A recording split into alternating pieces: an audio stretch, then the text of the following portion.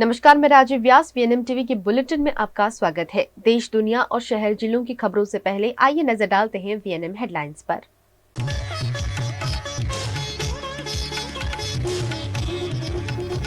लोकसभा चुनाव से पहले मध्य प्रदेश की राजनीति में उलटफेर, कमलनाथ समेत के कांग्रेसियों के भाजपा में जुड़ने की खबर।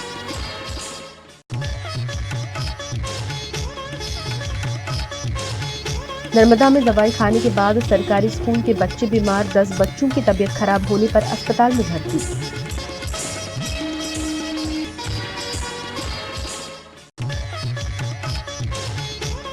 वडोदरा में काम दिलाने का झांसा देकर महिला से सामूहिक दुष्कर्म, 3 आरोपी गिरफ्तार।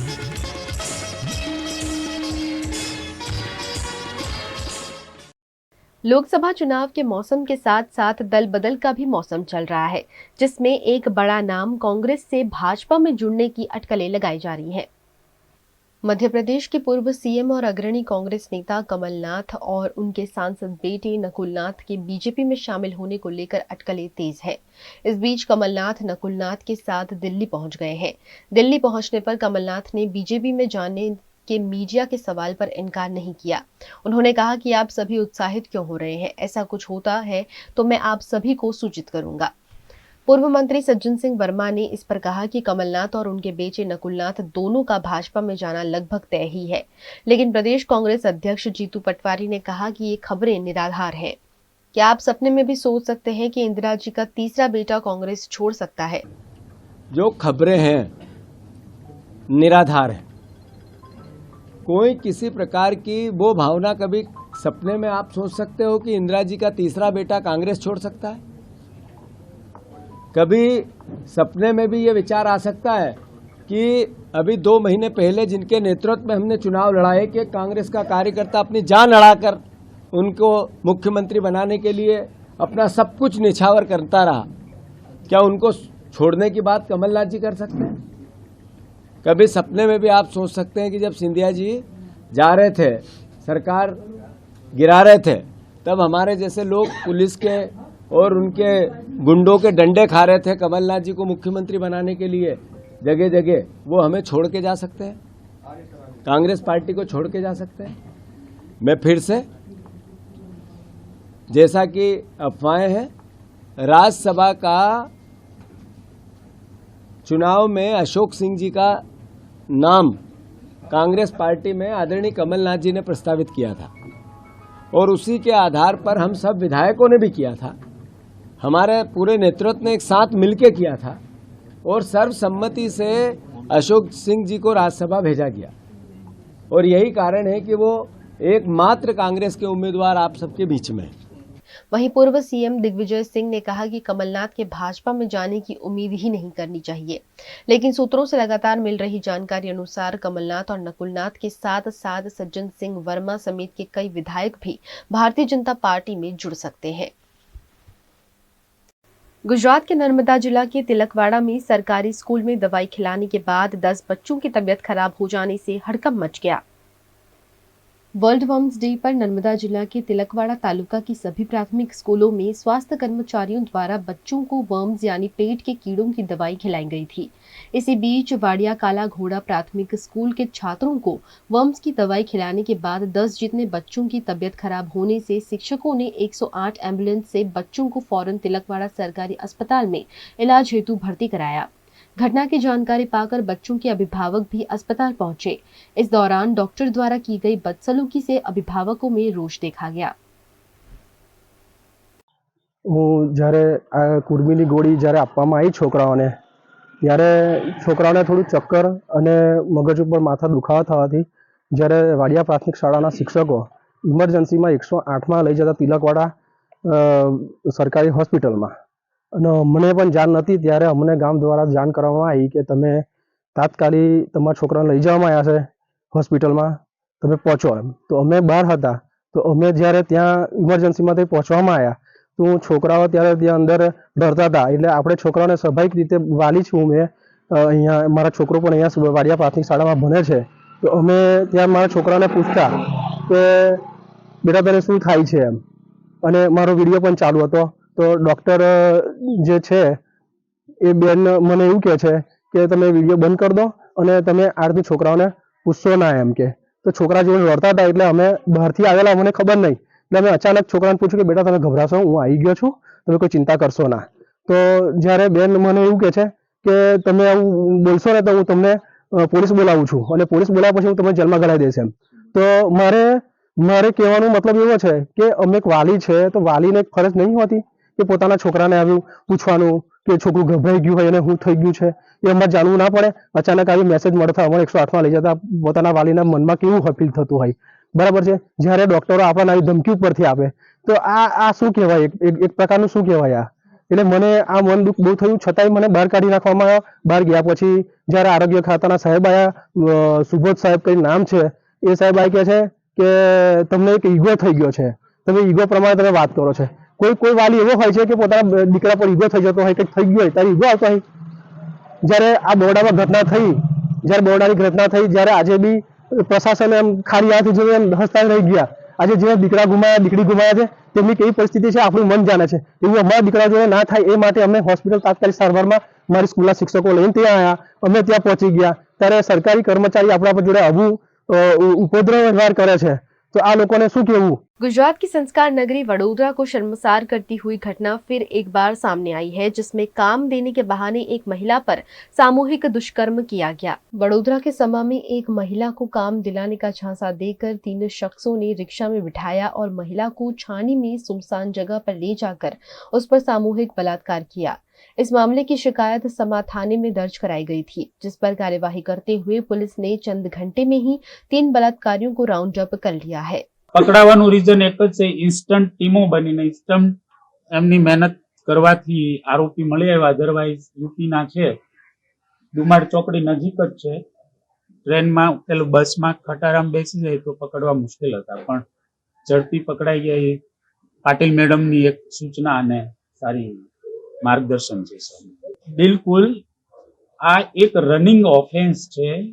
જે વિક્ટીમ છે મહિલા, એમને જે સ્થળેથી રિક્ષામાં બેસાડી છે ઉચકાવીને જબરજસ્તીથી, એટલે કે ગુનાની શરૂઆત ખોડિયારનગર 4 રસ્તા જે સમા પોલીસ સ્ટેશનમાં આવે છે, ત્યાર પછી બીજી જગ્યાએ ત્રીજી જગ્યાએ લઈ જતા કંઈ જ્યુરિડિક્શન ચેન્જ થતું હોય, પણ જે સામાન્ય નોર્મ્સ છે કે જ્યાંથી શરૂઆત થાય ત્યાંથી ગુનો દાખલ કરો। ત્રણેય આ સિસ્ટેમેટિક ગેંગ રેપ જ છે। આરોપીઓને રાતોરાત ગણતરીની કલાકોમાં હસ્તગત કરવામાં આવેલા છે। તે પોતે છે કે કેમ નામજોગ છે, ઓળખ પરેડ કરાવવી જરૂરી છે। અને બાકી એક જે આરોપી છે, મુખ્ય આરોપી જે રિક્ષામાં બેસાડીને લઈ જાય છે, વકીલ અહમદ પઠાણ, આ આરોપીને હસ્તગત કરેલ છે। गुजरात के वडोदरा में पंचवटी से करोड़िया तक सड़क के बीचों बीच ड्रेनेज लाइन डाली जा रही है, जिस पर स्थानीय निवासियों ने सवालिया निशान लगाए हैं।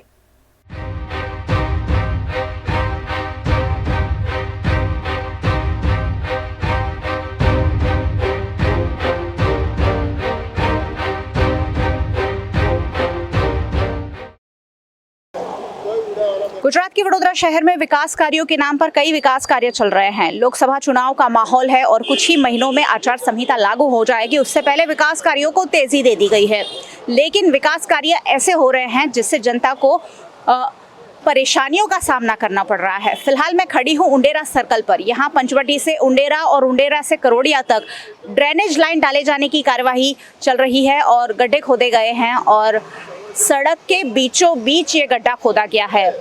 ड्रेनेज लाइन साइड में क्यों नहीं डाली जा रही है, उस पर तो एक बड़ा सवालिया निशान है ही। सड़क बंद है जिससे आवाजाही में परेशानी होती है, वो भी एक समस्या है। रोज यहाँ ट्रैफिक जाम हो रहा है, वो भी यहाँ समस्या है। और एक समस्या ये भी है कि इन गड्ढों को ठीक तरीके से नहीं भरा जा रहा है। सरकार की अमृत 2.0 योजना अंतर्गत गोरवा, करोड़िया और उंडेरा में नई ड्रेनेज नेटवर्क डालने की ये कार्यवाही कॉन्ट्रैक्टर मेसर्स हिंदुस्तान फैब्रिकेटर्स को वर्क ऑर्डर देकर कराई जा रही है, जिसके तहत पंचवटी कैनाल से उंडेरा तालाब होकर वडोदरा महानगर पालिका की हद जहां तक है वहां नई ड्रेनेज ग्रेविटी लाइन डाले जाने का काम फिलहाल चल रहा है। उंडेरा तालाब से रामदेव सोसाइटी तक उंडेरा STP से डिस्पोजेबल लाइन डालने की कार्यवाही चल रही है। यहाँ नए रोड बनाने की भी कार्यवाही है, जिसे रोकने की भी बात कही गई थी, लेकिन ड्रेनेज लाइन के लिए यहाँ गड्ढे खोद दिए गए हैं और 3 महीनों पहले ही यहाँ जो कारपेटिंग हुआ था वो अब फिर से बर्बाद हो गया है और फिर से यहाँ सड़क बनाने की ज़रूरत पड़ेगी।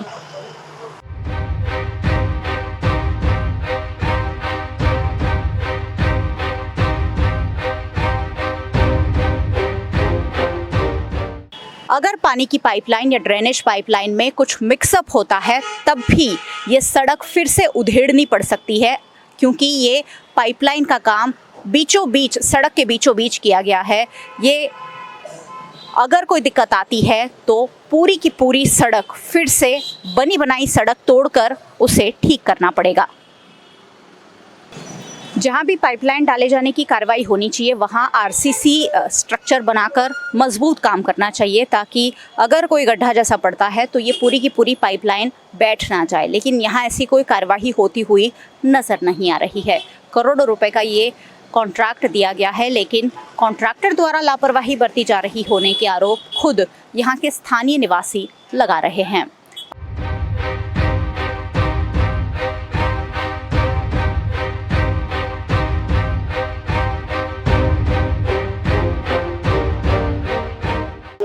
पंचवटी से उंडेरा और करोड़िया तक ड्रेनेज लाइन डाले जाने की कार्यवाही को अंजाम दिया जा रहा है। सड़क के बीचों बीच गड्ढे खोदकर ड्रेनेज लाइन डाली जा रही है और इन गड्ढों को ठीक से भरा भी नहीं जा रहा है, जिसका स्थानीय निवासी विरोध कर रहे हैं। શું કહેવું છે આજે કાર્યવાહી થઈ રહી છે એના વિશે?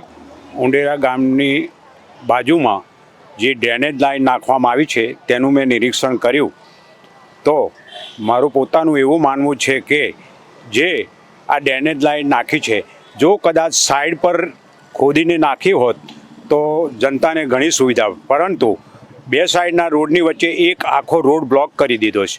એના લઈને વાહન વ્યવહારમાં પણ અકસ્માત થવાની ભય છે। તેમજ જે ડ્રેનેજ લાઈન નાખી છે એની અંદર અત્યારે પૂરણ કામ કરી રહ્યા છે તો એ જોતાં મને માલુમ પડે છે કે ખાલી ફક્ત માટું નાખી અને ઉપર ડામર નાખી અને રોલર ફેરવે છે। ભવિષ્યની અંદર ચોમાસાની અંદર આ બહુ ભયજનક પેદા થાય એવું મને લાગે છે, કારણ કે ચોમાસામાં આ રોડ સદંતર બેસી જવાનો છે અને એની જનતાને ખૂબ તકલીફ પડશે। એટલે લાગતા વળગતા સર્વેને, ઇજનેરોને પણ મારું એવું કહેવું છે કે આનું સત્વરે નિરીક્ષણ કરે ફરી આવી અને આ જે રોડ પુરાણ કરી અને ફરી ઉપર ડમ્બર કરી લાવે છે તે વ્યવસ્થિત મને લાગતું નથી।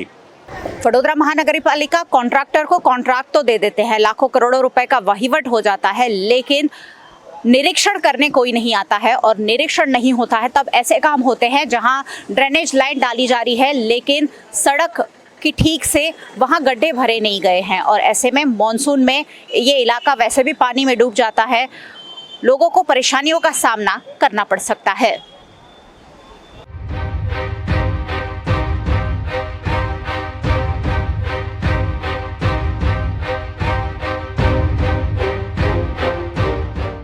ड्रेनेज लाइन डाले जाने की कार्यवाही जोरों शोरों से चल रही है। ड्रेनेज लाइन डाली भी जा रही है, विकास कार्य पर कोई परहेज नहीं है, लेकिन विकास कार्य के बाद जो समस्याएं आती है उसके शिकार तो सिर्फ नागरिक ही बनते हैं और इसलिए यहाँ के नागरिक जो है आवाज़ उठा रहे हैं। क्या कहना चाहेंगे?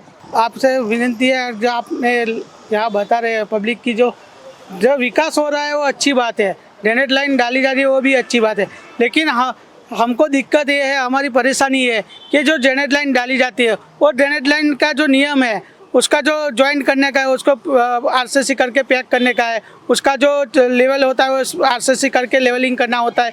ऐसा कुछ भी काम इस ड्रेनेज वाले ने किया नहीं है। दूसरा ऐसा है कि ये जब पानी जब ड्रेनेज लाइन चालू होगी तो ड्रेनेज लाइन में लीकेज होगा और यहाँ बड़े बड़े खड्डे होंगे और खड्डे होने के बाद यहाँ उंडेरा के और बड़ौदा के जो भी आदमी जाएंगे शायद वो कोई बुआ पड़ गया और उसमें गिर गया, किसी की जान भी जा सकती है। इसलिए जो कामगिरी होती है, कामगिरी में दिक्कत है, उसमें शंका है हमें। जो कामगिरी ठीक से होनी चाहिए वो ठीक से हो नहीं रही है। दूसरा ये है कि अपने मुख्यमंत्री जो भूपेंद्र साहब ने बोला है कि जो अपने ड्रेनेज के और विकास के लिए बड़ौदा को जो पैसे दिए जाते हैं वो पैसे का सही उपयोग होना चाहिए, प्रजा का पैसा दुरुपयोग नहीं होना चाहिए। जो काम सही से, जैसे कि पहले गटर लाइन होनी चाहिए, फिर केबलिंग लाइन होनी चाहिए, फिर अपने रोड बनना चाहिए, और रोड ऐसा बनना चाहिए जो गटर लाइन और ड्रेनेज लाइन काम होने चाहिए जो पब्लिक को दिक्कत ना हो, कोई अड़चन ना हो, और बीच में रोड के बीचे बीच नहीं खोदनी चाहिए, पब्लिक को सुविधा जाने आने में दिक्कत ना होनी, ऐसे सो काम करने चाहिए। हमने मुख्यमंत्री जो इसका वादा काम करने की बोलते हैं उसकी सूचना होती है, फिर भी अपने जो बड़ौदा के नगर पालिका के कर्मचारी है वो लोग को यहाँ पूरा ध्यान नहीं देते, और एक गटर लाइन जिसको कॉन्ट्रैक्ट दिया वो भी पूरा नियम का पालन नहीं करता। इसलिए हमको दिक्कत है कि जो ये पूरा प्लानिंग किया है, अभी आप देखो 3 महीने पहले यहाँ पंचवटी से आगे रोड बनाया था, आज खोदा है, तो क्या 3 महीने पहले ये टेंडर नहीं पड़ा था? टेंडर पड़ा था तो मालूम नहीं था कि रोड खुदने वाला है, तो 3 महीने पहले उन्होंने कारपेट किया है। तो ऐसा जो पब्लिक का पैसा वेस्ट हो रहा है उसके खिलाफ हम आवाज़ उठाते हैं, और पब्लिक का पैसा ऐसा वेस्ट होता है उसके लिए गवर्नमेंट को भी, जो कॉरपोरेशन के अधिकारी है उसके पे एक्शन लेना पड़ेगा।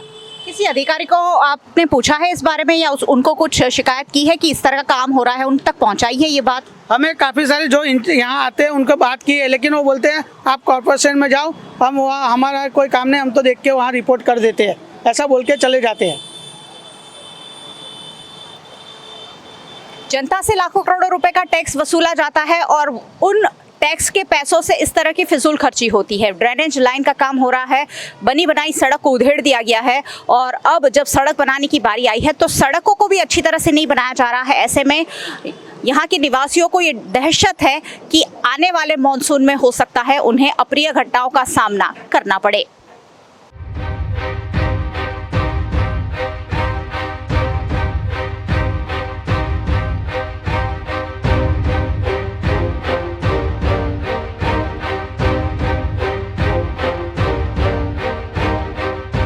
ड्रेनेज लाइन की कार्यवाही के बाद यहाँ सड़क भी बनाई जा रही है, और जैसे ही रोलर मेरे आसपास से गुजर रहा है ये पूरी जो सड़क है ऐसा लग रहा है यहाँ भूकंप आ रहा है। ये साफ साफ कहीं ना कहीं इंडिकेट करता है कि इसमें नीचे मिट्टी सही तरीके से नहीं भरी गई है। तभी जब भी ये रोलर घूम रहा है ऐसा लग रहा है कि ये धरती पूरी हिल रही है। ऐसे में अगर कोई बड़ी दुर्घटना होती है तो इसका जिम्मेदार कौन होगा? बारिश में अगर ये सड़क बैठ जाती है तो कहीं ना कहीं कॉन्ट्रैक्टर की लापरवाही उजागर होगी। लेकिन अभी से यहाँ के स्थानीय निवासी जब ये आवाज उठा रहे हैं, कॉरपोरेशन को इस पर कार्रवाई करनी चाहिए। सहयोगी भरत राजपूत के साथ मयूरी का VNM टीवी के लिए।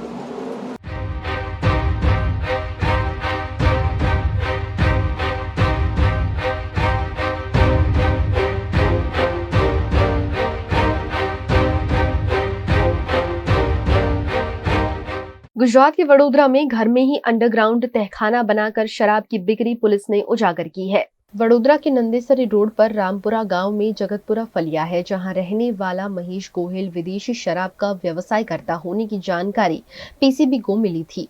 पीसीबी द्वारा यहां छापेमारी कर मकान के अंदर बनाए गए अंडरग्राउंड तहखाने में छुपी हुई शराब बरामद की है। आरोपी ने ड्राइंग रूम के बाद के कमरे में फ्लोर पर टाइल्स के नीचे तहखाना बनाया था, और इस तहखाने को खोलने के लिए हाइड्रोलिक ऑयल पंप का इस्तेमाल किया जाता था। इलेक्ट्रिक लाइट के स्विच बोर्ड के अंदर के हिस्से में हाइड्रोलिक ऑयल पंप लगाकर पंपिंग कर दूसरे कमरे में बना तहखाना खोला और बंद किया जाता था। इस मामले जवाहर नगर पुलिस स्टेशन में प्रोहिबिशन एक्ट के तहत मामला दर्ज कर आरोपी को गिरफ्तार किया गया है। आरोपी के पास से 15,16,000 का मुद्दामाल जब्त किया गया है, जबकि 2 शख्स इस मामले में वांटेड भी है। VNM टीवी पर वक्त है एक छोटे से ब्रेक का। ब्रेक के बाद जल्द हाजिर होंगे कुछ और खबरों के साथ। बने रहिए हमारे साथ। Part of the RR Global Conglomerate with a presence in over 50 countries, RR Kabel is a leading Indian wires and cables brand, a wide range offering excellent quality and trustworthiness. RR also has a wide range of lighting solutions. Choose from several options that can light up your home or office. Presenting appliances from RR, increasing the style quotient of your home. Delivering convenience every day. RR fans, lighting solutions, air coolers, water heaters, irons and more. When it comes to trust, quality and convenience, ask for home appliances from RR Kabel, your one-stop electric goods solutions provider. Bharat ले रहा है electric अंगड़ाई। क्यों ना हम साथ चले, साथ चले, साथ बढ़े, साथ बढ़े, देश मेरे, देश मेरे। देश को ले जाए नई दिशा की ओर, आपका जॉय, भारत का Joy.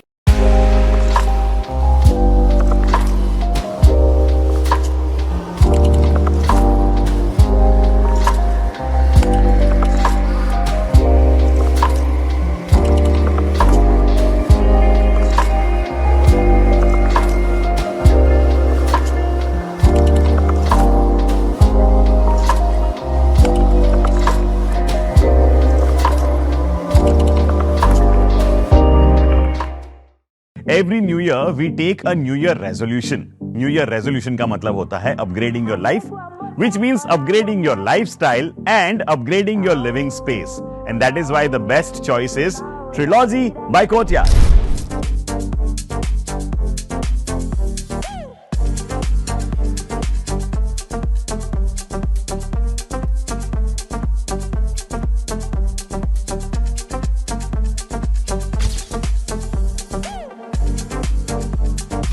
Trilogy by Courtyard. Finest architecture, world-class amenities, and a great space to live. Come check it out. Gujarat के वडोदरा के वेमाली में प्राथमिक सुविधाओं से वंचित लोगों ने कॉरपोरेशन पर आक्रोश जताते हुए लोकसभा चुनाव का बहिष्कार करने की धमकी दी है। वडोदरा के समा के वेमाली गांव को कुछ सालों पहले वडोदरा महानगर पालिका में शामिल किया गया है। वेमाली की सोसाइटी के निवासियों को प्राथमिक सुविधा देने की कटिबद्धता वडोदरा महानगर पालिका ने दिखाई थी, लेकिन यहां पीने का पानी, प्राथमिक सुविधा, स्ट्रीट लाइट, सड़क, ड्रेनेज जैसी कोई सुविधा नहीं मिल रही है, जिससे आक्रोशित लोग बार बार कॉरपोरेशन को अवगत करा चुके हैं। लेकिन ठोस कार्यवाही के अभाव में अब स्थानीय निवासियों ने लोकसभा इलेक्शन का बहिष्कार करने की धमकी दी है। पानी नहीं तो वोट नहीं, वोट नहीं तो वोट नहीं, सुविधा नहीं तो टैक्स नहीं, पानी नहीं तो वोट नहीं, पानी नहीं तो वोट नहीं, पानी नहीं तो वोट नहीं, पानी नहीं तो वोट नहीं, पानी नहीं तो वोट नहीं, पानी नहीं तो वोट नहीं। पूरी करो हमारी मांगे, पूरी करो हमारी मांगे, पूरी करो। કે અહીંયા આગળ પાણી નથી, મેઇન મુદ્દો પાણીનો છે, બીજો છે લાઇટની સમસ્યા છે, ત્રીજો મુદ્દો છે ગટર છે, ચોથો મુદ્દો છે સાફ સફાઈનો, જે અમે લોકોએ એક અમે આની પહેલાં જ્યારે આવવાના હતા ત્યારે એક આ વાધા અરજી આપી હતી, એ લોકોની પાસે સ્વીકારી હતી બી। હવે અમારી પાસે ટેક્સ નાખ્યો, ટેક્સમાં બી એવું કે છે 657 રૂપિયા તમારા અમે ડિટેક્ટ કરી નાખીશું, તો કે અમારી પર એ ઉપકાર નથી કરતા। 3 વર્ષથી અમારી પાસેથી એ લોકો ટેક્સ લે છે, તો ટેક્સને કરે છે શું? સુવિધા આપશે તો અમે ટેક્સ કે બધું આપવા માટે છે, બાકી અમે આ વખતે તો બધા ભેગા થઈ અને ચૂંટણીનો વિરોધ બી કરવાના છે જ, કે નહીં પાણી તો નહીં વોટ। પ્રાથમિક સુવિધાનો છેલ્લા 4 વર્ષ કરતાં વધારે સમય થયો હોવા છતાં કોર્પોરેશનના તંત્ર દ્વારા બેઝિક જરૂરિયાત જેવું પાણી ખરું ને એની સુવિધા પૂરી પાડવામાં નથી આવતી। વારંવારના આંદોલનો અને જનતાની માંગણી હોવા છતાં પણ ચૂંટાયેલા પ્રતિનિધિઓ અને અધિકારીઓ દ્વારા માત્ર કાન બહેરા રાખી અને એકતરફી સાંભળી અને કોઈપણ પ્રકારની કામગીરી આગળ હાથ ધરવામાં આવતી નથી। ફેઝ 1 માં 30% પાઇપલાઇનનું નેટવર્ક નાખવામાં આવ્યું, પણ 70% જેટલો વિસ્તાર ફેઝ 2ના નામ પર બાકી રાખવામાં આવ્યો છે। એનું ટેન્ડરિંગ પણ 3 વખત કરવામાં આવ્યું। છેલ્લે 4 માસ અગાઉ ટેન્ડરિંગ કરવામાં આવેલું, પણ આજ દિન સુધી એ લોકોએ કોઈ કોન્ટ્રાક્ટરને એવોર્ડ કરેલ નથી અને કોઈપણ બહાના કાઢી અને ટાઈમ ખેંચે રાખે છે।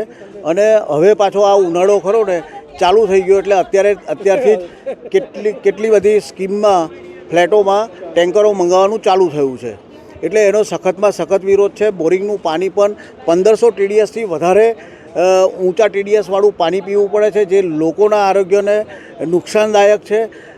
આ બધી જ વસ્તુઓ અમે કોર્પોરેશનના તંત્રને જણાવેલ છે અને એમના નોલેજમાં પણ છે, પરંતુ પાણી જેવી મૂળભૂત સમસ્યા જ્યાં અત્યારે પ્રધાનમંત્રી શ્રી નળ સે જલ યોજના હેઠળ ચાલુ વર્ષે લોકસભાના ઇલેક્શનનો મુખ્ય મુદ્દો રાખી અને લડવા માટે જઈ રહ્યા છે, ત્યારે નગરોળ વડોદરા મહાનગરપાલિકાનું તંત્ર પ્રધાનમંત્રીશ્રીના મુખ્ય મુદ્દાને પણ ધ્યાને ધરતું નથી।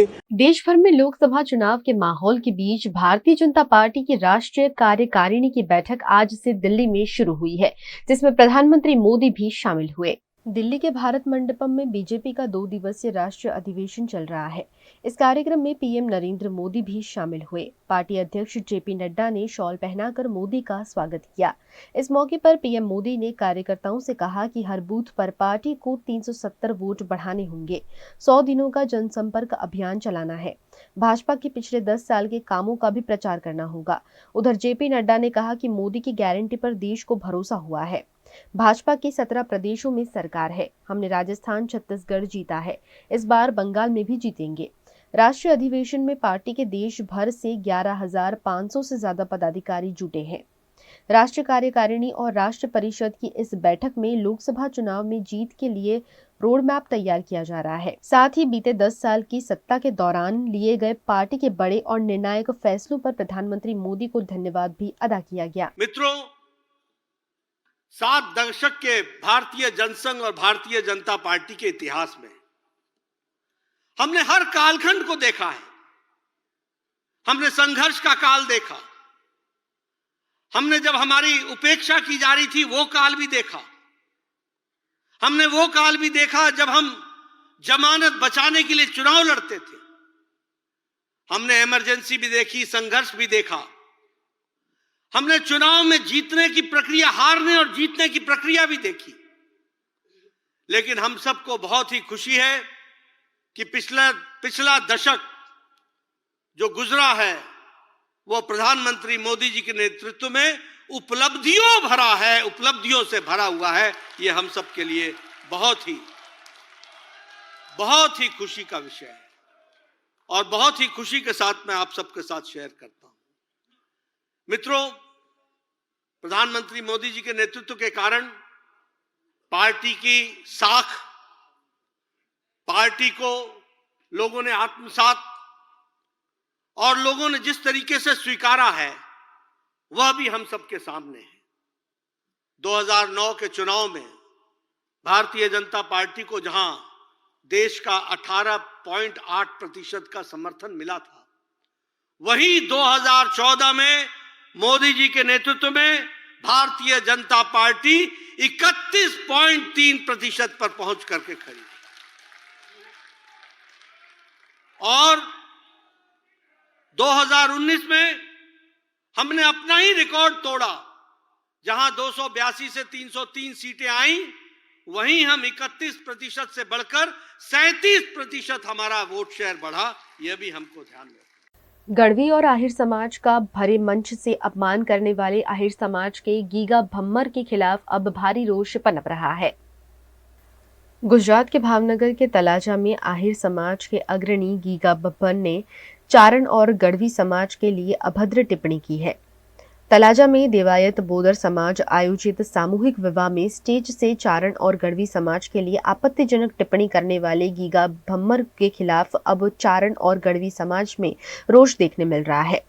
गढ़वी समाज के कलाकारों और लोक साहित्यकारों ने भी इस मामले अपनी प्रतिक्रिया देते हुए आपत्ति जताई है। ये महाशक्ति से सारणे से ने एनी मां ने एनी सोडी सिवाय कोने वखाण ज नहीं कर्या। पेलो दबो गई तो ए मारी मां होंदल ने भांगड़ी ने देवड़ी ने आन तीन जीकाड़ा बोलावीने तमने लूटी ले, नोखा पाड़े, भाईओने देवायतनो दीकरो कपावी नाख्यो अने आ पंसाना पांसाना पंसोळे नाम करीने तमारी मावड़की आणी नाखी तेदुना हजी भेगा न थता। ई करो ने आवा धंधा ने करो छो। आ देवायतनो आ फलाणानो आ तमने भाईए भाईने नोखा पाड़ी दे।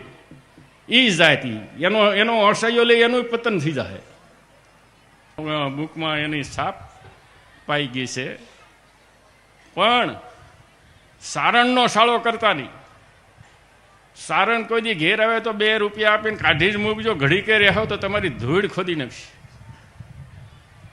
આજે તમે આ તમારી સામે છે। એક ચર્ચા ચાલે છે, વિડીયો વાયરલ નહીં, પણ બાપ ચારણ સમાજ અને આહિર સમાજ એ તો આદિકાળથી આદિ આવડથી લઈ અને અહીંથી લઈને આજ સુધી કેવડા ઇતિહાસ છે. અરે છોડો આહિર સમાજ નહીં, સમગ્ર વિશ્વમાં કોના કુળદેવી નથી અને કઈ કુળદેવી ચારણ જગદંબા નથી. પણ બાપ કોકથી અજાણ, જેને ઇતિહાસની ખબર જ ન હોય, જાનન હાર અજાન ભયો હોય તો તકલીફ પડે બાપ. પણ જેને ખબર નથી ને બોલાઈ ગયું હોય, અને હું તો ઘણીવાર જાહેરમાં કહું છું કે નવઘરને ભાલે આ વરુડી ચારણ જગદંબા ન બેઠા હોત તો આપણે જાહલબેનને ન બચાવી શક્યા હોત. આ ઘટનાથી, આ નિવેદનથી ચારણ સમાજને દુઃખ, પણ અમને પણ દુઃખ જ છે. નમસ્કાર, જય માતાજી. આજકાલે જે ચર્ચામાં એક વિડીયો ચાલે છે, આપ બધા જાણો છો, ચારણત્વ વિશે, આઈમાઓ વિશે, માતાજીઓ વિશે અને સોનબાઈમાં વિશે. ગીગાભાઈ કરીને જે ઝેર ઓકે છે એમને, અને એટલું બધું કે જાણે એમને આપણે નુકસાન કંઈક કર્યું હોય એવા બધા શબ્દો, અને ઓલું કે ઓટલા યુનિવર્સિટીઓ જે ખબર જ ન હોય એ માણસ આટલું બધું કરે છે. તો મારું કહેવાનું એટલું જ છે કે પહેલાં તો ચારણત્વ શું છે એ તમે જાણો, અને ન જાણવું હોય તો બોલાય નહીં, અથવા તો જાહેરમાં ન બોલાય. અને ચારણ 18 વર્ણ સાથે જોડાયેલા છે. ચારણોએ કોકના માટે ત્રાગા કર્યા છે, કટારો નાખી દીધી છે પોતાના ગળામાં. એવા દરેક જ્ઞાતિ માટે ચારણોએ બલિદાન દીધા છે.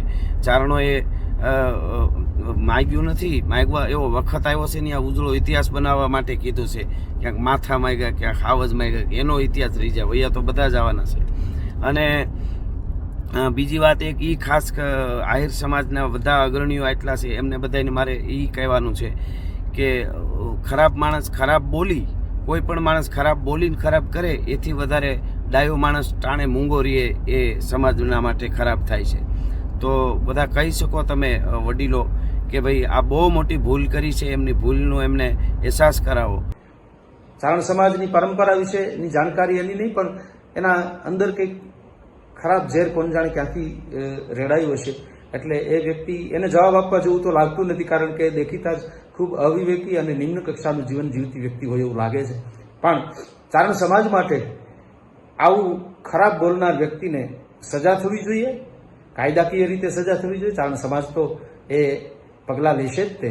અને પણ મને આશ્ચર્ય એ વાતનું પણ થાય છે, બહુ દુઃખ સાથે કહું છું કે 2 દિવસથી આ વિડીયો આવ્યો છે ત્યારે આહિર સમાજ તો ચારણ સમાજની ખૂબ નજીક રહેલો સમાજ, પરંપરાના સંબંધો જે આહિર સમાજ હારે છે, એ સમાજમાંથી એક પણ વ્યક્તિનો એવો કોઈ વિડીયો આવ્યો નથી કે આ જે કંઈ બોલાયું છે ખૂબ ખોટું અને દુઃખદાયક છે.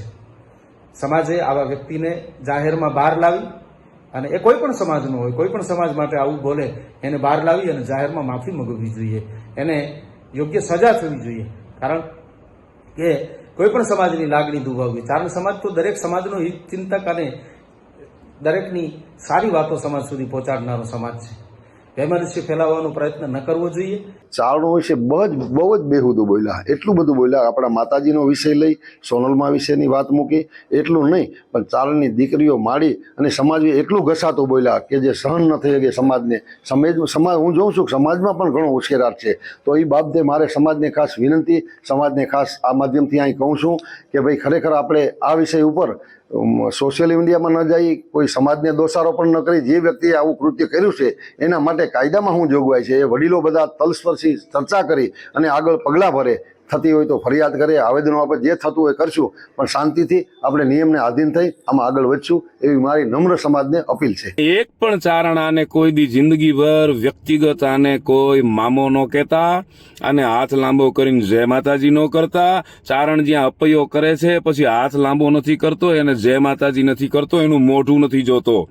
જિંદગીભર એ જ્યાં સુધી જીવે ત્યાં સુધી એને ચારણના એક પણ મંદિરમાં ન આવવું, માતાજીના દેવસ્થાનમાં ન આવવું. માતાજી ચારણની દીકરીઓ કેવી છે ને એના વિશે બધું એણે જે બયાન આપ્યું છે, ચારણની દીકરીને શું કહેવાય એ પણ એને ખ્યાલ નથી, એને ખબર નથી. સમગ્ર આહિર સમાજને કાયમ બધા રૂડા લગાડે છે ચારણો, અને ચારણોને એટલા જ આહિર સમાજ આદર આપે છે, માન આપે છે. દેવાયત બોદરના દીકરા ઉગા બોદરનું જે અમર બલિદાન છે ઇતિહાસ જાણ્યા વિના, એના ઉપર એને સવાલ ઉઠાવ્યો છે. આહિર સમાજે આ વાતની નોંધ લેવી જોઈએ. શું આ બલિદાન નહોતું આપવું જોઈતું? આની નોંધ આહિર સમાજે લેવી જરૂરી છે. અને સમગ્ર આહિર સમાજને અમને બધાને આપને ખબર છે ખૂબ આદર આપે છે, પણ આ વ્યક્તિની વાત છે. એક પણ મોકળિયાણીમાં એના કુળદેવી છે, એના મંદિરમાં પણ એ કોઈ દી ન જાય. જે ચારણ કોઈ દી એના ગયા નહીં હોય અને ગયા હોય ને 2 રૂપિયા પણ લીધા હોય ને, આના માથા ઉપર આના મોઢા ઉપર મારી આવજો, 2 રૂપિયાનો ઘા કરી આવજો અને જિંદગીભર આને જય માતાજી હાથ લાંબો ન કરતા. આ વાત આપને બધાને ખબર છે. મોકળિયાણી માના મંદિરમાં પણ ન જાતા, તમારા કુળદેવી છે ત્યાં પણ ન જાતા. અને સમગ્ર ચારણ સમાજને આમાં ખૂબ એમાં દુઃખ લાગ્યું છે, એનો રોષ છે. અને આની વાત તો કાયદાકીય રીતે પણ અમારા સમાજના પ્રમુખ ગિરીશ આપા, વિજયભાઈ, આ બધાએ સમગ્ર સમાજને આ માણસ જે બોલ્યો છે ને, એ આહિર સમાજે બધાએ નોંધ લીધી છે, લેવી જોઈએ. અને અહીંયા જાહેરમાં પણ એને રોકવાની જરૂરિયાત પણ હતી. પણ ખેર છે, જે બધા આહિર સમાજ છે એમને બધાને એ દુઃખદ લાગ્યું હશે. પણ આ વાત અતિ ગંભીર અને અતિ ખરાબ એ માણસે વાત કરી છે. અને એને એની કોઈ જરૂર, અમે તેનું ઓળખતા નથી. આ તો આ ક્યાંથી આવ્યા, ક્યાં એને કોને માયક આપ્યું, એને બોલવા કોણે દીધું? લોહો ખોદી ચમક પાણ પાનંગ વખ પરા, अमृत खाधे न उतरे ई चारण लोई बरा. गुजरात के गिर सोमनाथ जिले में पुलिस को शर्मसार करने वाले पुलिस कर्मचारियों के खिलाफ आखिरकार मामला दर्ज कर आरोपियों को गिरफ्तार कर लिया गया है, जो शराब का व्यवसाय चलाने वाली महिला का शारीरिक शोषण करते थे.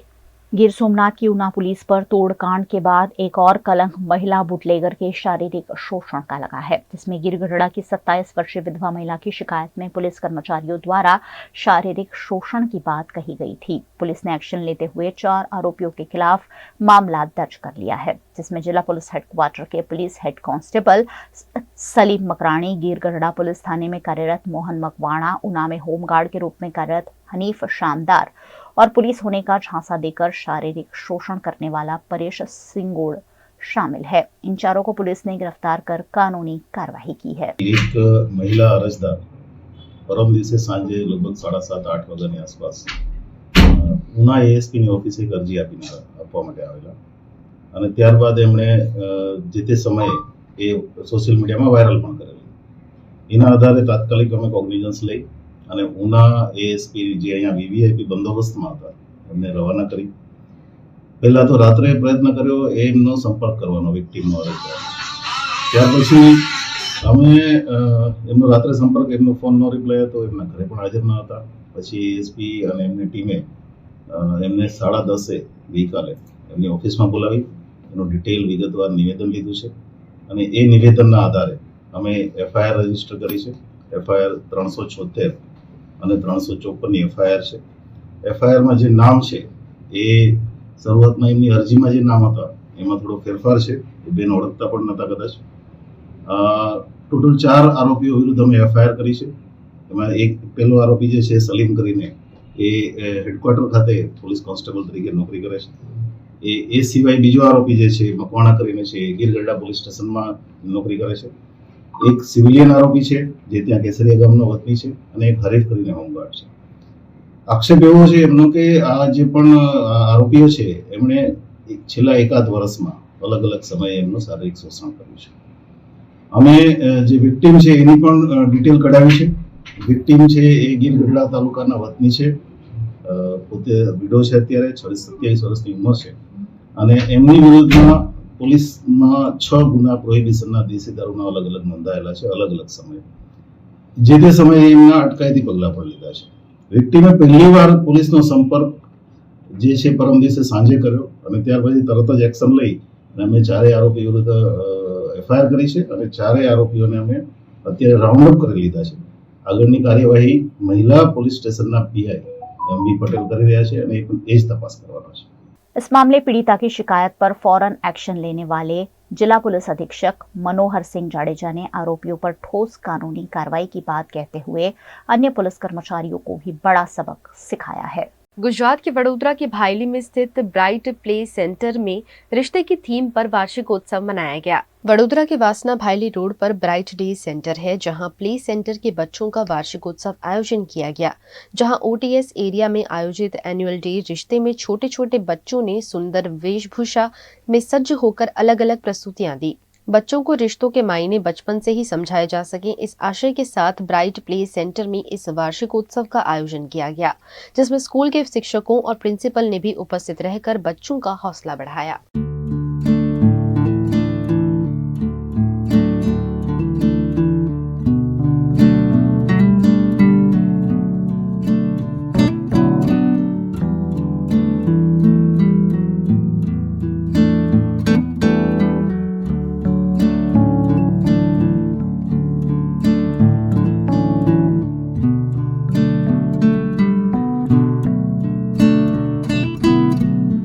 आज प्ले ग्रुप के छात्रों ने रिश्ते थीम पे एनुअल प्रोग्राम की प्रस्तुति की। फैमिली, पेरेंट्स, मदरलैंड, टीचर्स, इसके ऊपर अलग अलग डांस परफॉर्मेंस करके प्ले ग्रुप के छात्रों ने फर्स्ट टाइम स्टेज परफॉर्मेंस की है। सभी छात्रों ने अराउंड 250 छात्रों ने पार्ट लिया इसमें। गुजरात के वडोदरा के हरणी में स्थित ब्राइट स्कूल का वार्षिकोत्सव रूट्स एंड रेडियंस उत्साह के साथ मनाया गया। वडोदरा के हरणी में गुजरात बोर्ड की ब्राइट स्कूल है, जहां हर वर्ष की तरह इस वर्ष भी शैक्षिक वर्ष 2023-24 के वार्षिकोत्सव का उत्साह से आयोजन किया गया।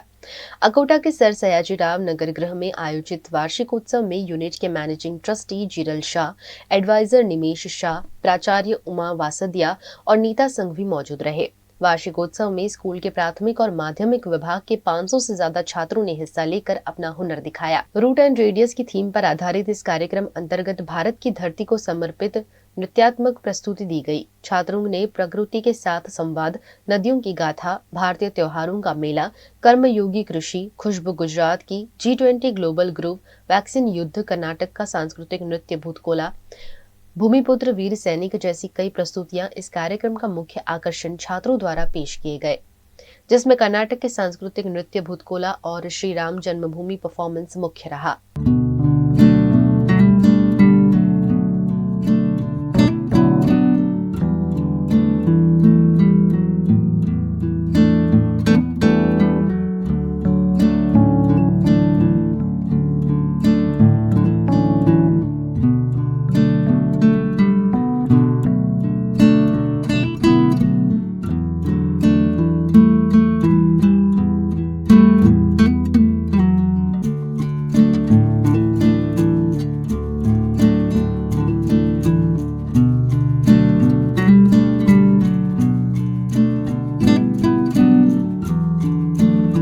इन प्रस्तुतियों को उपस्थित शिक्षकों और अभिभावकों ने सराहा। साथ ही इस मौके पर स्कूल को गौरव दिलाने वाले छात्रों का सम्मान कर ट्रॉफी ऑफ सर्टिफिकेट प्रदान किया गया। ब्राइट स्कूल GSB યુનિટ દ્વારા દર વર્ષની જેમ આ વર્ષે રૂટ્સ એન્ડ રેડિયન્સ મેરી મિટ્ટી મેરા દેશ થીમ આધારિત એન્યુઅલ કોન્સર્ટનું આયોજન સર સયાજીરાવ નગર ગૃહ ખાતે કરવામાં આવ્યું હતું, જેમાં ખૂબ જ સારા પરફોર્મન્સીસ હતા અને દેશને સમર્પિત એવા વેક્સિન વોર, કૃષિને સન્માન, વીર સૈનિક ને પ્રત્યે જે આદર અને પ્રેમ એના માટેનું દેશભક્તિના ડાન્સ તથા એની સાથે સાથે વિદ્યાર્થીઓ દ્વારા શ્રી રામ જન્મભૂમિ પર પણ ડાન્સ રજૂ કરવામાં આવ્યો હતો અને ખૂબ જ મોટી સંખ્યામાં વિદ્યાર્થીઓ, વાલીઓ આમાં ભાગ લીધો હતો।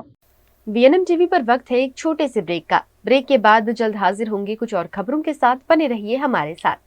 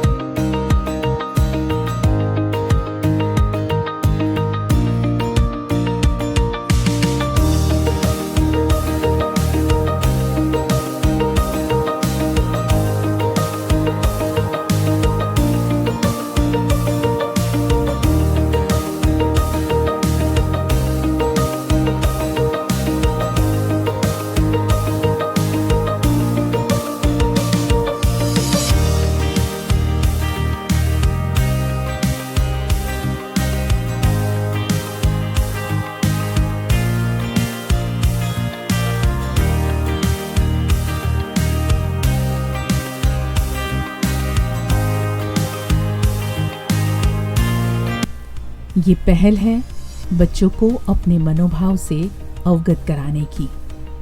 ये पहल है बच्चों को मानसिक स्वास्थ्य समझाने की।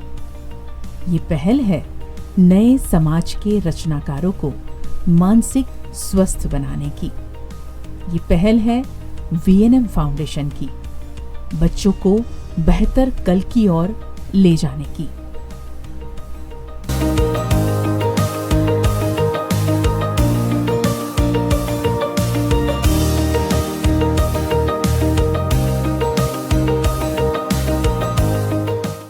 माना hotels and resort.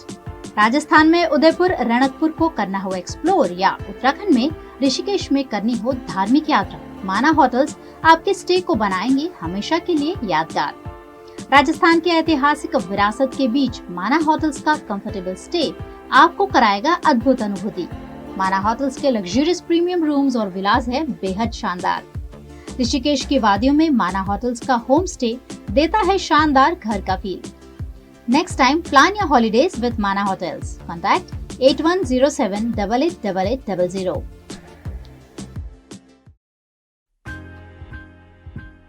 Welcome to Courtyard Palladium. 3 BHK large size apartments જ્યાં તમને મળશે એક grand living room with an amazing view, સાથે એક comfortable dining area, a perfect kitchen for your perfect family. Now 3 bedrooms નો પહેલો bedroom with an amazing balcony view. સાથે the second bedroom which is very comfortable, very cozy and has ample of sunlight. And now for the third and the master bedroom of this house. This is so amazing, so grand and so beautiful. Best વાત આ apartments ની એ છે કે અહીંયા તમને મળે છે walk through balcony. So now I'll see you in the living room. Let's go. This is amazing, right? Courtyard Palladium, 3 BHK large apartments near Earth Infinity in Bhaili. Don't forget to visit.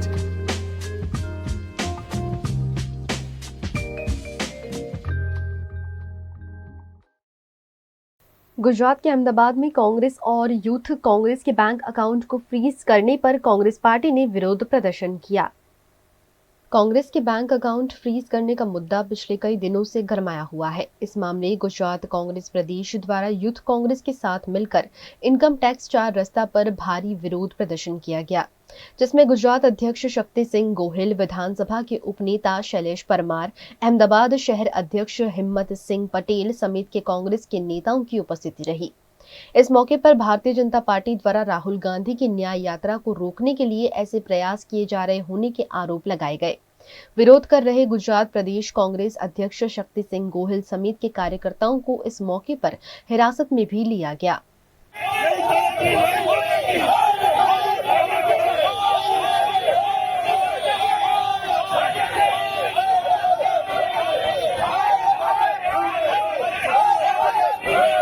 नामदार supreme court ने जिस तरह से electrical bond के खिलाफ जो एक judgement दिया है, लाखों करोड़ों रुपए का जो भारतीय जनता पार्टी ने इस देश में उद्योगपतियों से जो पैसा लिया है, वो पैसा जनता के सामने हिसाब रखना चाहिए। इस चीज से भारतीय जनता पार्टी लोगों को भ्रमित करने के लिए कांग्रेस का जो अकाउंट जो फ्रीज किया है, उसके सामने इनकम टैक्स, ईडी इस तरह से विपक्ष को आवाज को दबाने के लिए, ध्यान भटकाने के लिए, भ्रमित करने के लिए भारतीय जनता पार्टी जो कार्य कर रही है, उसके सामने आज कांग्रेस ने धरना प्रदर्शन दिया है और कांग्रेस संघर्ष करेगी, लड़ेगी। और इलेक्ट्रिकल बॉन्ड के माध्यम से भारतीय जनता पार्टी ने जो उद्योगपतियों से हजारों करोड़ रुपए लिए हैं, वो लोगों के सामने हिसाब रखे और उस हिसाब से दूध का दूध, पानी का पानी हो जाएगा। इस चीज से ध्यान भटकाने के लिए, भ्रमित करने के लिए भारतीय जनता पार्टी ने इनकम टैक्स आवक वेरा डिपार्टमेंट का दुरुपयोग किया है, उसके खिलाफ आज कांग्रेस पार्टी संघर्ष कर रही है। भाजपा सरकार ने भाई मुक्त भ्रष्टाचार सुप्रीम कोर्ट कतई टिक नहीं सकता है। लोकसभा चुनाव नजदीक आते ही राजनीतिक दलों के राष्ट्रीय नेता भी लगातार गुजरात दौरे पर पहुंचकर चुनावी रणनीति पर बात कर रहे हैं। भारतीय युवा कांग्रेस के राष्ट्रीय सचिव और रिसर्च विभाग के राष्ट्रीय अध्यक्ष विकास यादव, राष्ट्रीय सचिव तबरेज अंसारी और अन्य राष्ट्रीय नेता दिल्ली से वडोदरा के सर्किट हाउस आए और यहां राष्ट्रीय परिषद में लोकसभा चुनाव की रणनीति पर अपनी प्रतिक्रिया दी। भारतीय युवा कांग्रेस ने मुख्य उद्देश्य शुरू से एक स्पष्ट राहुल जी की जो सोच है उसके तहत ही किया गया है। उसकी स्पष्ट सोच ये थी कि पार्टी की जो विचारधारा है, पार्टी का जो सोच है, उस सोच से पार्टी के जो कार्यकर्ता है उनको धीरे धीरे धीरे धीरे और अच्छे से ट्रेन करना और साथ के साथ में पार्टी के जो अलग अलग मुद्दे हैं उनको आइडेंटिफाई करना और उन मुद्दों को आइडेंटिफाई करने के बाद उन मुद्दों को पे काम करना। हर लोकसभा चुनाव जो आ रहे हैं, अब इन लोकसभा चुनाव में यूथ पॉलिसी का डिपार्टमेंट का जो मेन मुख्य उद्देश्य रहेगा वो यही रहेगा कि विभिन्न लोकसभाओं पे ज़्यादा से ज़्यादा डाटा एकत्रित करना, अलग अलग मुद्दों को चिन्हित करना और उनको जो है, जो हमारे लोकसभा के उम्मीदवार जो यहाँ पर चुनाव लड़ेंगे उनको मदद करना। जोड़ो न्याय यात्रा जो है उसको लेकर चल रहे हैं। उस जो न्याय यात्रा है उसमें राहुल जी ने 5 तरह के न्याय की बात की है। वो जो न्याय है उन्हीं न्याय पे जो रिसर्च डिपार्टमेंट है उसका भी ज़्यादा करके फोकस रहेगा। उन न्याय में जो है युवाओं के लिए न्याय, किसान के लिए न्याय, नारी के लिए न्याय, श्रमिक के लिए न्याय और भागीदारी जो है उसको सुनिश्चित करना। सामाजिक न्याय की जो बात है उसको ज़्यादा से ज़्यादा लोगों तक लेके चलना। राहुल जी जो अभी बात कर रहे हैं उसमें प्रमुखता से जातिगत जनगणना का जो मुद्दा है उसको वो लेके चल रहे हैं और कांग्रेस पार्टी का स्पष्ट मानना है कि जातिगत जनगणना जो है वो एक ऐसा मुद्दा है जिसके बिना, जातिगत जनगणना के बिना इस देश में न्याय होना मुश्किल है। गुजरात की प्रसिद्ध यात्रा धाम चांदोद में नर्मदा जी के अवतरण दिवस के मौके पर दिन भर धार्मिक कार्यक्रमों के आयोजन के साथ नर्मदा जयंती मनाई गई। गुजरात के वडोदरा जिला में प्रसिद्ध तीर्थधाम चांदोद है, जहां महासूद सप्तमी के दिवस को मां नर्मदा के प्राकट्य दिवस के रूप में मनाया जाता है। इस मौके पर मनाई जाती नर्मदा जयंती पर चांदोद में धार्मिक कार्यक्रमों का उत्साह और श्रद्धा के साथ आयोजन किया गया, जिसमें विधायक शैलेश मेहता भी उनकी पत्नी के साथ शामिल हुए। मध्य प्रदेश के मैकल पर्वत के बैर के वन से निकलती नर्मदा नदी गुजरात की जीवन डोर मानी जाती है। महासूद सप्तमी के दिन यहां उत्साह के साथ नर्मदा जयंती मनाई जाती है। इस मौके पर चांदोद के प्रसिद्ध मल्हार राव घाट, चक्र तीर्थ घाट, कपिलेश्वर घाट समेत के किनारों पर विभिन्न धार्मिक आयोजन किए गए। नर्मदा याग, महाआरती, पूजा अर्चना, पालकी यात्रा, दीपदान, भजन, केक सेरेमनी और भंडारे के साथ मां नर्मदा की आराधना की गई, जिसमें हजारों की संख्या में श्रद्धालु शामिल हुए। सभी ने नर्मदा मैया को श्रीफल, चुनरी, कुमकुम, दूध, बैर जैसी सामग्री अर्पण कर प्रार्थना की। इस मौके पर नाविक श्रमजीवी मंडल ने चुनरी मनोरथ के तहत 150 मीटर लंबी चुनरी नर्मदा जी को अर्पण कर पूजा अर्चना का लाभ लिया।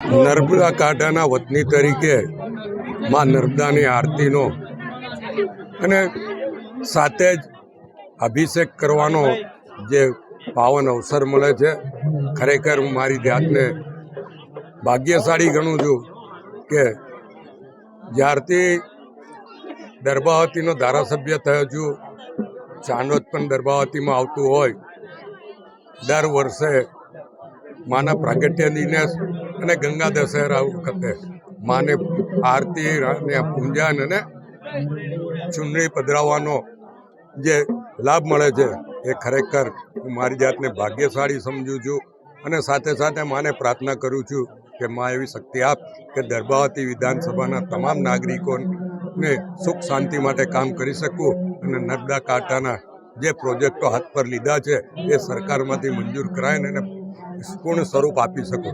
नर्मदे हर। गुजरात के मेहसाणा जिला के ऊंझा के उनावा में हजरत मीरा दातार का दरबार है, जो हिंदू और मुस्लिम समेत सभी धर्मों के लोगों के लिए आस्था का केंद्र है। गुजरात के मेहसाणा जिला के ऊंझा के उनावा गांव में हजरत मीरा दातार का दरबार देश विदेश में प्रसिद्ध है। गुजरात के शहंशाह के रूप में जाने जाती हजरत सैयद अली मीरा दातार का यह दरबार मुसलमानों के साथ साथ हिंदुओं के लिए भी आस्था का बड़ा केंद्र है। हजरत मीरा दातार का दरबार करीबन 564 साल पुराना है। मान्यता है कि शरीर से रोगी, निसंतान और छोटे बड़े शारीरिक मानसिक दुखों से पीड़ित लोग आस्था के साथ यहाँ आते हैं और उन सभी के मन की मुराद पूरी भी होती है। इस दरबार को 564 साल हो गए जी हाँ। सैयद अली दातार की आपकी शहादत है।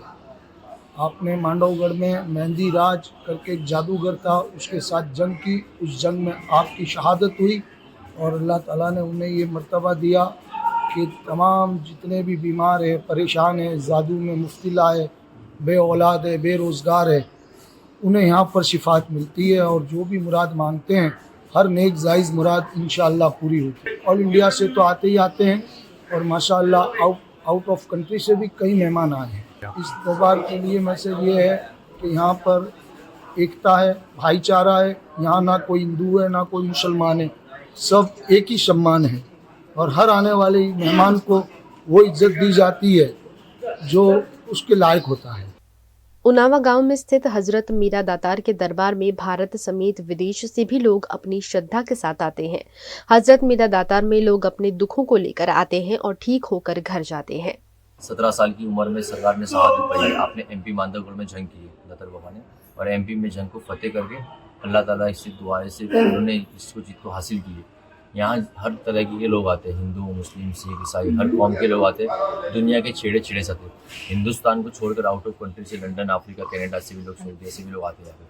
कोई लोगों को लाइलाज बीमारी है, कोई असरात का मामला है, कोई जादू का मसला है, किसी को औलाद नहीं है, किसी को कोई करनी है, किसी रिश्तेदारों ने कुछ किया करवाया है, कुछ खिलाया है, या कोई नापाक इलम किया है, कोई हगोरी के पास जाकर, कोई मौलवी के पास जाकर, यहाँ हर चीज़ का इलाज है। यहाँ सरकार में 40 रोज़ का नाड़ा वगैरह बांधा जाता है, पानी वगैरह दिए जाते हैं। जैसी भी कोई बीमारियाँ हैं, कोई असरात है, तो उसका खुलासा सरकार बसात के ज़रिए उस चीज़ का खुलासा करते हैं। और यहाँ लाइलाज बीमारी को 40 रोज़ के अंदर अंदर फैज़ मिलता है। अपनी अकीदत के ऊपर से जो भी चीज़ है, यहाँ सरकार उस चीज़ से फैज़ हासिल करते हैं। गुजरात के वडोदरा में बीती रात नशेबाज कार चालक ने आतंक मचाते हुए रॉन्ग साइड पर कार चलाकर कई वाहन चालकों को टक्कर मार दी।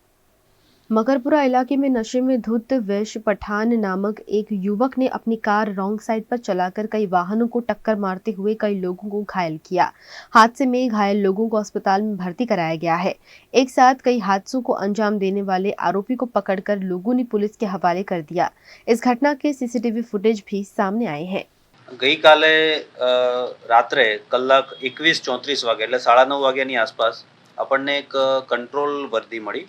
એમાં એવું જણાવેલું કે એક માણસ છે Maneja crossing Laxminagar society road Annapurna સ્ટોરની સામે એક ઈસમ છે અને દારૂ પીને કાર ચલાવતા લોકોએ પકડ્યો છે અને લોકો એને માર મારે છે। આ પ્રકારની આપણને કંટ્રોલ વર્દી આવી। પીસીઆર ત્યાં તાત્કાલિક પહોંચી, પીસીઆર 26, અને ત્યાં તપાસ કરતા એક કાળા કલરની હ્યુન્ડાઈ ઓરા કાર, એનો નંબર છે GJ6 PM 6851 6851। આ જે ચાલક છે એનું નામ છે વૈશ મોહમ્મદ સફીક પઠાણ, ઉંમર એની 38 છે અને સ્ક્રેપનો વેપાર કરે છે। માણેજા ક્રોસિંગ પાસે મોઇન પાર્કમાં એ રહે છે। આ વ્યક્તિ જે છે એ દારૂ જેવા કેફી પીણાનો નશો કર્યો હોય એવું આપણને જણાઈ આવતા આપણે તાત્કાલિક એને પછી પોલીસ સ્ટેશન લાવીને કાયદેસરની કાર્યવાહી કરી છે।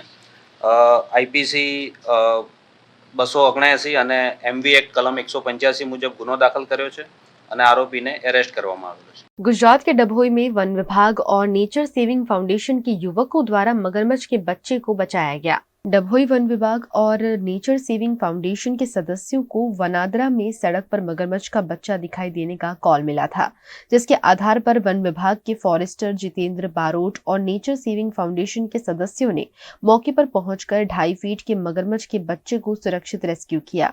मगरमच्छ का बच्चा स्वस्थ होने से उसे नदी में छोड़ने की कार्यवाही वन विभाग द्वारा की गई। वनादरा गामेथी सरपंचश्रीनो कॉल आवता के एक मगर रोड पर चढ़ी આવ્યું છે, તો વન વિભાગનો સંપર્ક કરતા વન વિભાગના ફોરેસ્ટર શ્રી જેજી બારોટ અને નેચર સેવિંગ ફાઉન્ડેશનના યુવકો દ્વારા ત્યાં જઈ તે મગરનો બચ્ચાનો સફળતાપૂર્વક રેસ્ક્યુ કરી તેને વન વિભાગને સોંપવામાં આવ્યો છે।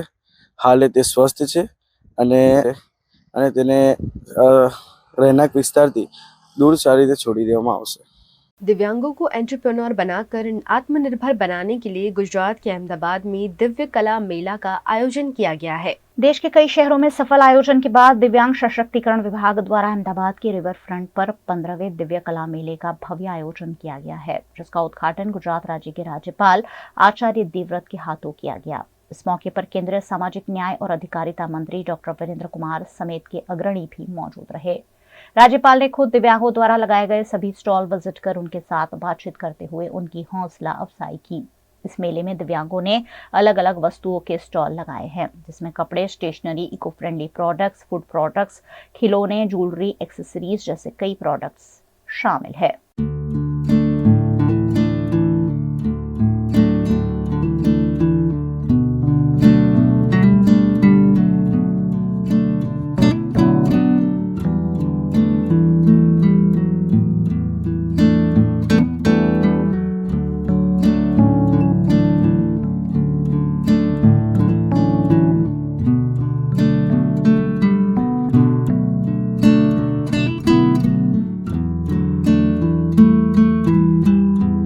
यहाँ हैंडीकैप का जो मेला है ना, दिव्य कला मेला, वो चल रहा है। उसमें हमको जो ये स्टॉल है ना, वो फ्री में दे रहे हैं और खाने पीने का सब इंतजाम वो सरकार कर रहे हैं। सरकार की व्यवस्था बहुत अच्छी है। तो मैं प्रोफेशनल पेंटर हूँ, मैं पेंटिंग के काम कर सकता। मेरे पास पेंटिंग के बारे में मुझे 3 दिसंबर जागतिक दिव्यांग दिन में मुझे नेशनल अवार्ड मिला, राष्ट्रपति पुरस्कार, और मुझे पेंटिंग में राष्ट्रपति पुरस्कार मिला था। और मेरा एजुकेशन पेंटिंग में बैचलर ऑफ फाइन आर्ट किया J school of art Mumbai. मेरे पास ये जो पेंटिंग है वो पेंटिंग अपने पास Warli painting, motivational painting, nature landscape painting, तब अलग अलग इंडिया का अलग अलग कल्चर का पेंटिंग है अपने पास। दिव्यांगों का आत्मविश्वास बढ़ाने के लिए और उन्हें आत्मनिर्भर बनाने के लिए सरकार द्वारा ये आयोजन किया गया है। इस मौके पर दिव्यांगों को अपना बिजनेस आगे बढ़ाने के लिए 1,90,00,000 की लोन का वितरण भी भारत सरकार के सामाजिक अधिकारिता मंत्रालय अंतर्गत किया गया। साथ ही दिव्यांगों के लिए उपयोगी संसाधनों का वितरण भी किया जाएगा। ये दिव्यांग देश भर के 20 राज्य और केंद्र शासित प्रदेशों से आए हैं। सामाजिक न्याय अधिकारिता मंत्रालय के द्वारा देश के प्रधानमंत्री आदरणीय नरेंद्र मोदी जी के कुशल मार्गदर्शन में दिव्यांगजनों के सशक्तिकरण के लिए दिव्य कला मेलों की शुरुआत की गई है। हमारे दिव्यांगजन अलग अलग गांव में तरह तरह की चीज़ों को बनाते हैं, उनको विक्रय के लिए प्लेटफॉर्म उपलब्ध कराना, जिससे वो उनके द्वारा निर्मित वस्तुओं को बेचने के लिए एक स्थान उपलब्ध हो सके। और ये मेले की शुरुआत दिल्ली, मुंबई, चेन्नई, भोपाल, इंदौर, वाराणसी, अहमदाबाद, देश के कई स्थानों पर इन मेलों का आयोजन किया गया है।